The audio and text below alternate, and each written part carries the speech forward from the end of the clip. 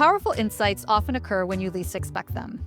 On Transformative Leadership Conversations, they're at the heart of every episode. Hi, I'm your host, Winnie da Silva. In this season, I'm sharing short, focused, and practical leadership ideas and insights, myths worth challenging, and tools you can immediately apply to strengthen your own leadership and build more effective teams.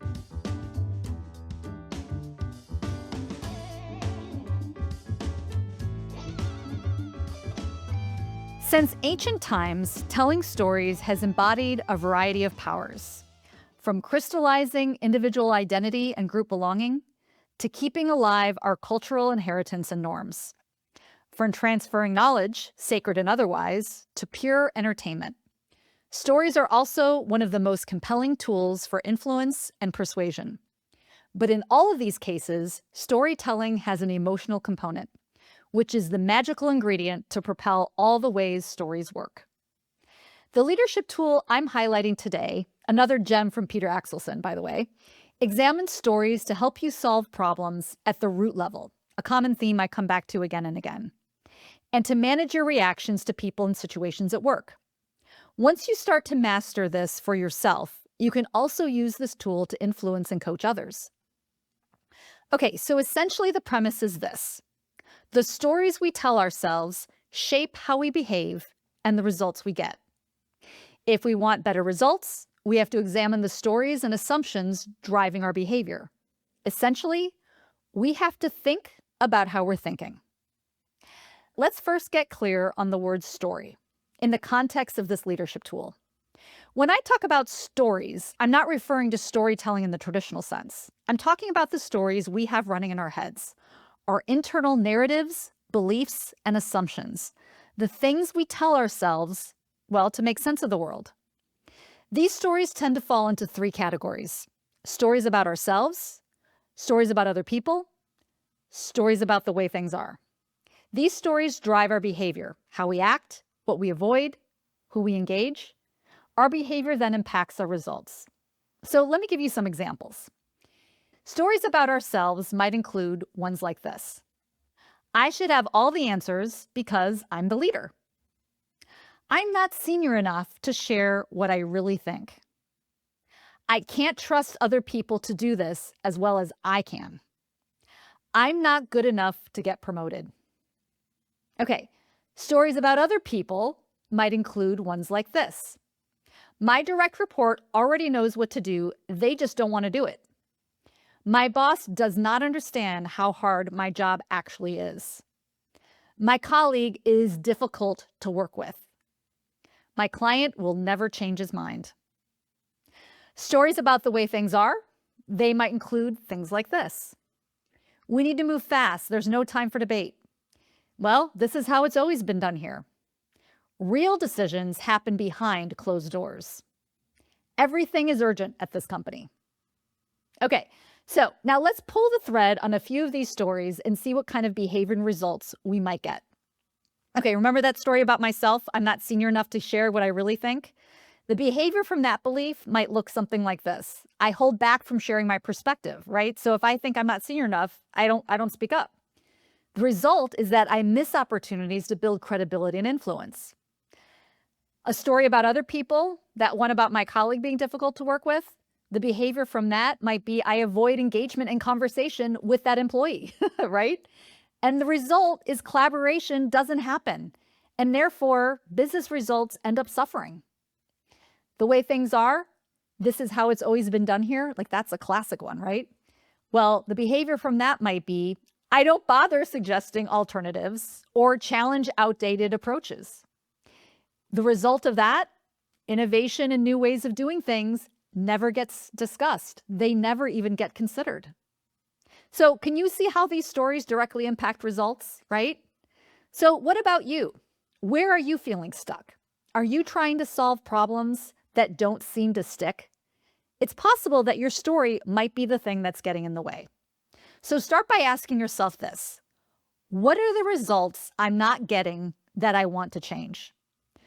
Then move one step back and ask yourself this. What are the behaviors that might be contributing to those results? Even this part is hard because it requires you to look inward and see things that honestly might be disappointing, might be frustrating, and might not even be aligned with how you see yourself as a leader. Okay, next, you want to ask yourself this. What are the stories, narratives, or assumptions that could be driving these behaviors? This is where it can get difficult because most of the time, these stories, they're not conscious. It may take some time and inner reflection to uncover those stories. So, what happens once you do uncover those stories that are undermining those results? Well, now the real work begins. It's time to adopt a new story. Because if getting better results requires changing your behavior, changing your behavior requires that you adopt a new story. So then you'll want to ask yourself this: what's an alternative story I might adopt? Okay, so let's go back to those scenarios and see what might happen if we adopt new stories for each of those maladaptive stories. Okay, so we'll go back to the old story about I'm not senior enough to share what I really think. Maybe the new story there is something like this: I don't need to be the most senior person in the room to add value. I have my own unique perspective, which will contribute value.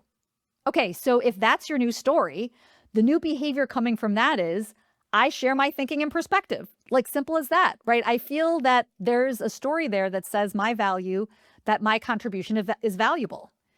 The new result, of course, is that I'm starting to build credibility. I'm contributing to better and more informed decisions potentially, right? Okay, let's try out the other people one. That one was my colleague is difficult to work with, okay?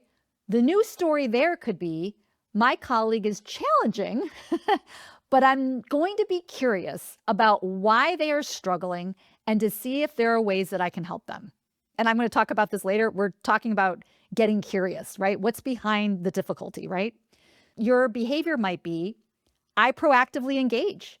I ask questions of that person. I try to understand what's happening in their world. What are their priorities and constraints? What's going on?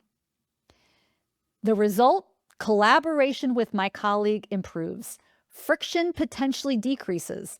And then we start to uncover better business outcomes together. Okay?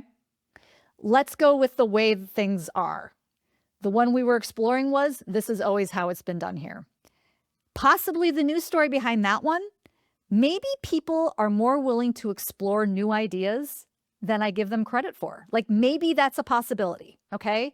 If I believe that, my behavior might look like this.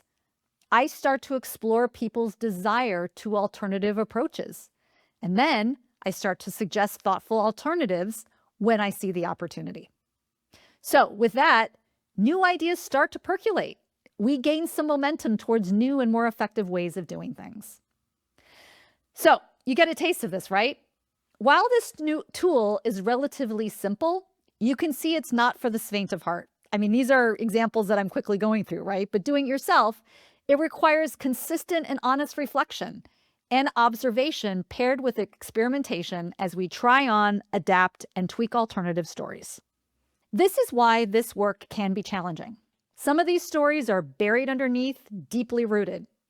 They've been around for a long time, reinforced over time, and in many cases, they've actually contributed to our success, which makes them even harder to question. These stories take time to uncover and change. While other times it's clear how flawed our stories have been, and trying out new stories is a little bit easier. And this is just the beginning.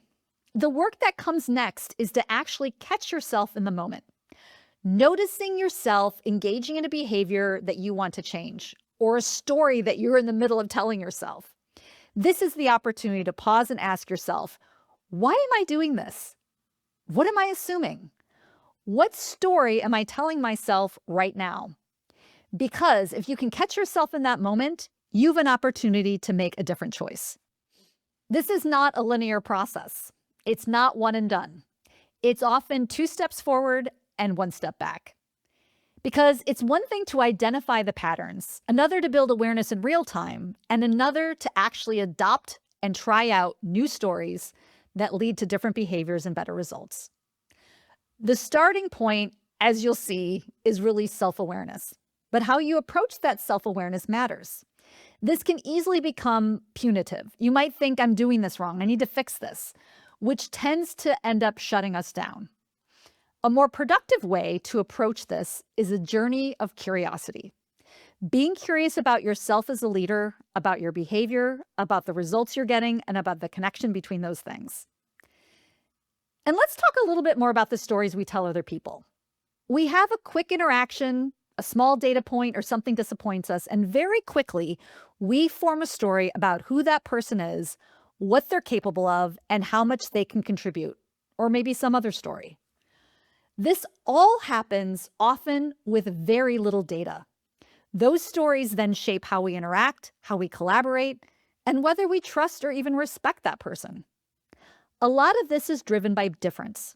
When someone is different from us in how we think, behave, communicate, or show up, we're more likely to make quick judgments, and those judgments become stories. So part of this work is also being curious about that. What judgments am I making about this person? What are they based on? How are they impacting my behavior? And what alternative story could I try out? Because those stories, just like the stories about yourself and the way things are, drive behavior and ultimately drive results. In an upcoming session, I'll share a real client example that brings these concepts to life. In the meantime, ask yourself these questions. Where are you not getting the results you want? What behaviors might be contributing to that? And what are the stories underneath those behaviors? And then in those moments, see if you can catch yourself, pause, and choose differently. And don't forget to stay curious. As I said before, this is not easy work, but it is powerful work. Because when you change your story, everything else has the potential to change too. If you need help unpacking the stories holding you back, I'd love to connect.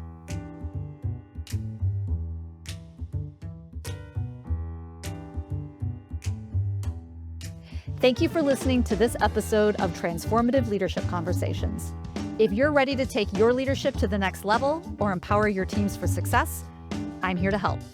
Reach out to me directly at winnie@winifred.org or visit www.winniedasilva.com to learn more about my work coaching executives, developing critical leadership skills, and helping organizations build effective teams. You can also find me on Substack, LinkedIn, and YouTube. And remember, you're always welcome to take a seat at the table where every conversation has the potential for transformative change.